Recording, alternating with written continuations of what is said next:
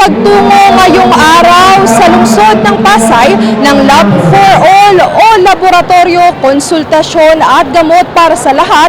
Isa si Nanay Leticia De Castro sa mga matyagang nagtungo upang matanggap ang libreng serbisyong medikal.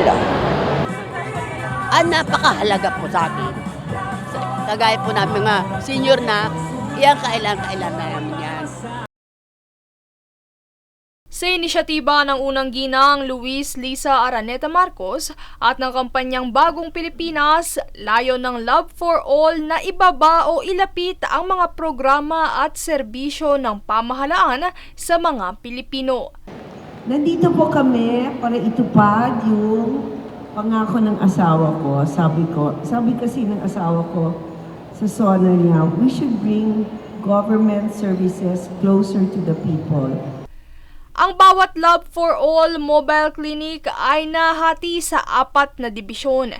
Ito ang X-ray room, laboratory and extraction room, ECG, ultrasound and consultation room at isang palikuran. Bukod sa serbisyong medikal, nakilahok din ang ilang kagawaran at ahensya ng gobyerno, gayon din ang mga pribadong sektor upang maghatid serbisyo sa mga mamamayan. Isa na sa mga sumuporta sa kaganapan ay ang Public Attorney's Office na naghandog ng libreng legal advice, Commission on Higher Education na naghandog ng higit 20 milyong pisong halaga ng scholarship grant, Department of Agriculture dala ang iba't ibang material pang agrikultura at marami pang iba.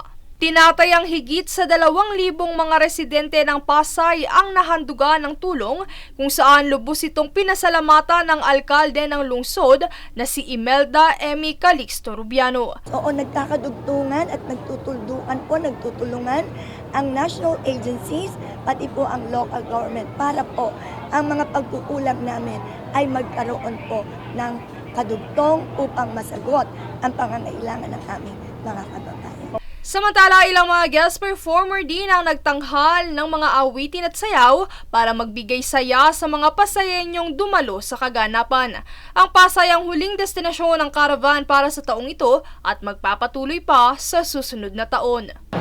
Ang serbisyong ito para sa mga Pasayenyo ay nagsimula kaninang alas 8 ng umaga na nagtagal hanggang alas 5 ng hapon. Mula rito sa lungsod ng Pasay, Princess Castro nag-uulat para sa One Media Network.